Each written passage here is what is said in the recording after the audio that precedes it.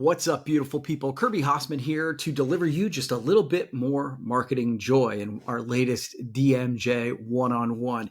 And each one of these, I try to take on a different topic and cover something interesting that might help you in your life or your business today. And today I want to talk to you about lessons that I learned from taking 1 month out of the office from my business. Now, if these are giving you any value, please feel free to subscribe or share to somebody that you think might get some value. So, like I said, I did, and I'm actually just finishing up. As I'm recording this, I'm in my last days. Took July off out of the office from the business. Now, why did I decide to do that? So now this doesn't mean that I went on some tropical vacation for a month, but I wanted to get out of the way of my business running. With many businesses, the entrepreneur becomes the bottleneck. They are the thing that everything has to run through. And that makes sense at the beginning of a business because you are the person who takes the trash out. You're the person who sends the emails. You're the person who does the sales. You're the one who executes on the things. And that makes sense as you start. But I think most businesses, and I've certainly struggled with this, they reach a plateau when you can't outwork the work. You actually have to bring on team members. You have to be able to delegate. And with many of those, even though I have felt like I've done an okay job with that, I still found that I was the bottleneck in a lot of the things. And so what if as an entrepreneur you want to take a vacation, and a vacation that isn't Thursday to Sunday so you can be back in the office? What if you get sick? Right? Life happens to people. What happens to the business when that happens? What if you want to sell? I think that's one of the ones that people talk about starting a business all the time, that they want to sell. But if you can't have a business without you being in the middle of it, then you don't really have a business. You have a job, and you have a job with the most demanding, unreasonable boss in the world because it's you, right? Because it always feels like you can work more. And so by doing this exercise, it forces you, if you take a month out, you have to go through all the cycles in the business. If you take off 5 days for a vacation, a short vacation with your family or whatever, you can push projects down the road. If you take out a month, payroll has to get done a couple times. Certain things have to get done. Sales calls have to get made. Marketing has to go. The business actually has to run for a month. And so that's why I wanted to do this. Now, if you want to learn more about this concept, Mike Michalowicz has a great book on this called Clockwork. And that's where I really got the idea of taking a month off, because up until then, I got to be honest with you, I think that sounded absurd to me, like the idea of taking a month off work. But it's one of the first things in the book he challenges you to start planning to do, because if you can extract yourself from the business and the business can not only continue to run, but continue to grow, you have an actual business. So that's sort of why I did what I did. I don't want to talk about things I did right, things I did wrong, and a few lessons I learned along the way. So let's start with a few of the things that I did right. The first one is I gave it 3 months to get ready for this concept. I am one of those people who rushes in. Once I get an idea, I just cannot wait to try it. And I think this was one of those where I was like, honestly, I think many people would take a year to get ready. But I already had a team in place that was exceptional, I feel.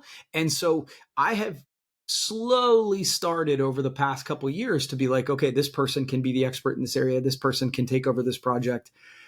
But giving myself 3 months to get ready allowed me to, okay, I really am going to take the time to make sure over those 3 months I could pay attention to the things that I'm in the way of, as it were. So I did that right. I gave myself time to really do it. In that process, over the course of 3 months, I started right away, and this is number 2 thing I did right, is I made a detailed list of every area in our business where I had to be involved. The one that comes to mind is payroll and all of the bill paying and stuff. And I always felt like it was just absolutely necessary that I have my fingers on that. And I think that I still do. So I don't know that I got that perfect, but it did force me to go, well, what happens if I get hit by a bus? Is our accounts payable, accounts receivable person understanding the profit first system, which we use? Do they understand sort of my priorities? And so I spent several months going, okay, what had happened in the past is she just presented me with the numbers and then I made a bunch of decisions in my layer of why I was doing certain things. And I just, here's what I want you to do. What I changed was, okay, Wendy, who is the person who manages that in our business, we came in front of the whiteboard with all the numbers. And then I explained to her why I made the decisions I made. I had her do it her way, then I did it my way. And it's funny when you go through this process, it's amazing how quickly people pick it up. And so the last month, while I still look at the numbers because I want to be a responsible business owner, she's presenting them to me because she now understands the way I think about it. So that's like an example of something where I made a list and I had to be involved, and I've extracted myself enough from that I forced myself to train somebody to do it. Another one, which is a silly one, we did a weekly email newsletter every Monday, and I did it for 20 years. I'm the person who did that. And I'm like, what I realized is like, I just don't need to do that anymore.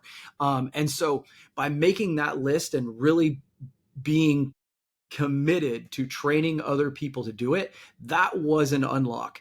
And by then taking the month of July off, I realized that work got done.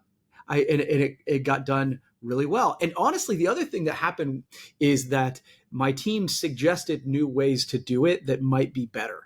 And I even pushed back. I was like, no, I want to do it the way that I've always done it. And I was like, wait, no, that's actually a better way. And so giving myself the 3 months, making that list.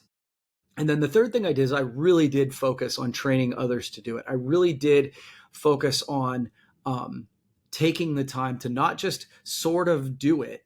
I had that 2-month runway where I was like, okay, you're doing it, but you're doing it with me in the office. So I get to watch you and train you and critique you in a positive way so that once it's really yours to do, you know what you're doing. That's stuff that I have really struggled with in the past. And I think I did do that right. And then the fourth thing I think I did right was I just communicated well with the team of the idea about it. I talked about it in meetings. This is we set goals and called rocks for the quarter. That was one of my rocks, is that I was getting ready for July, and I communicated that over and over with the team. And this is why I'm doing certain things. And so by not only telling them, but then telling them again and again and again, as entrepreneurs, I'm certainly guilty of this, where I get an idea and then I'm like, I go do it and they never hear about it again, or so it goes away, or like, this is one of those things I was continuous in my communication about. And I do feel like I got that right. Let's talk about some of the things I did wrong. And there was probably way more than this, but just for the purpose of this. So the concept of this was that I was going to take a month off, take a month out of the office, which means I decided I was going to work on the business, not in the business. So I still wanted to have projects to keep myself busy because I wasn't going to go on a vacation. My wife couldn't go on vacation for a month with her business running. So I wanted to have projects that were like, oh, I'm going to audit our website. I'm going to work on a new book. I'm going to, like, bigger projects that I don't always have time to do. Okay. And so the number one thing I got wrong was, while I gave myself some things to work on, I didn't schedule enough.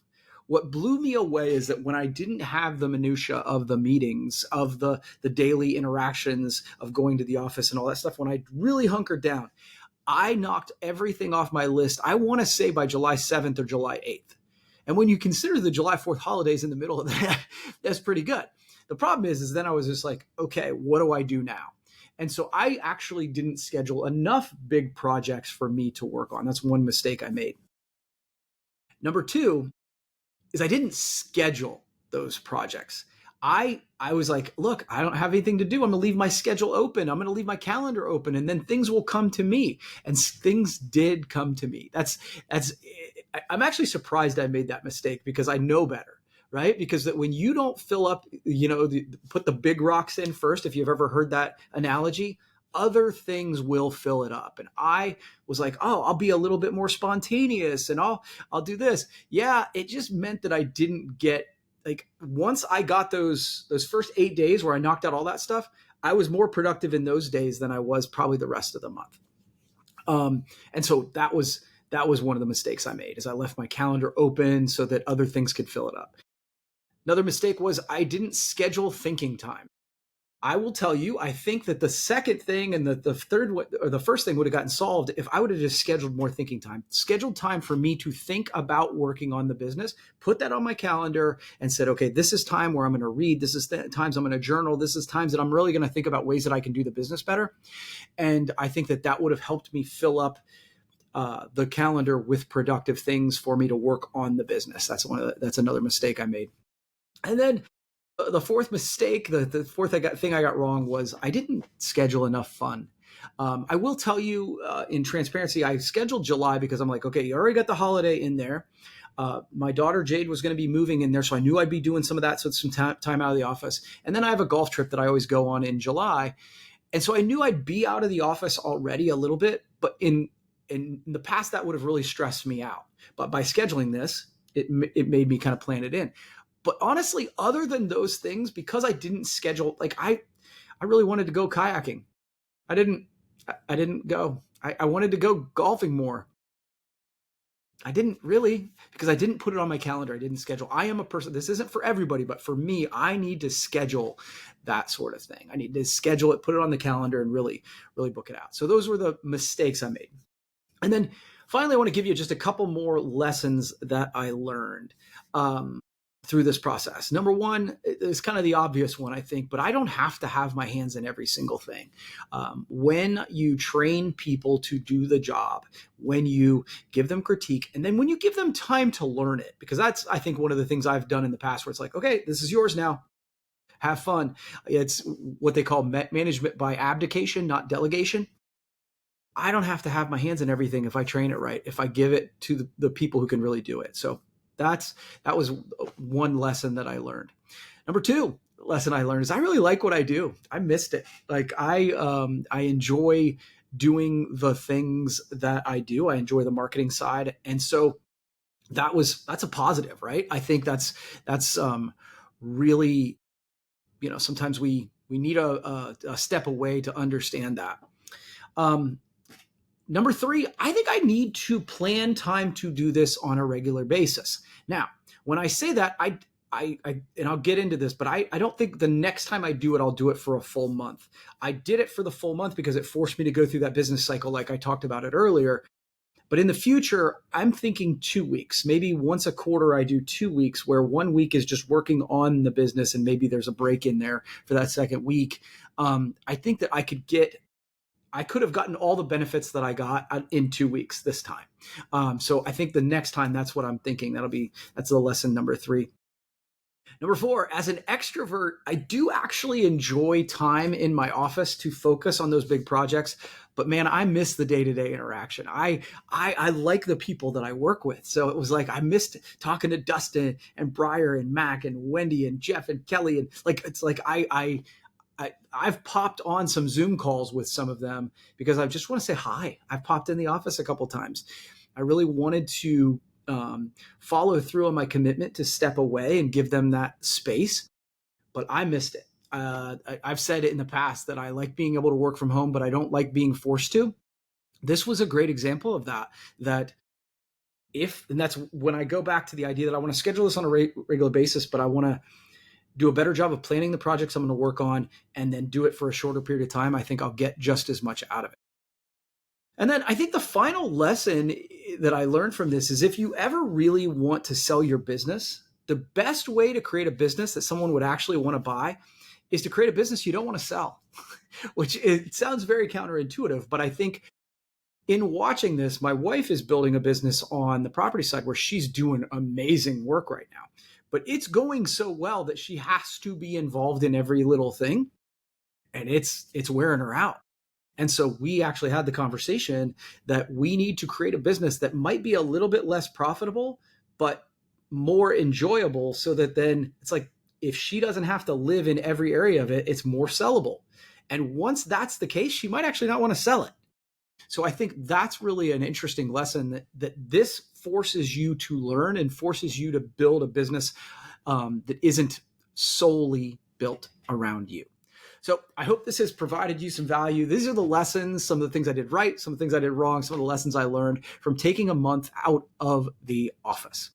If this has provided you any value, please like, comment, share, spread the word for us. We'd really appreciate that. Thanks so much. We'll see you next time.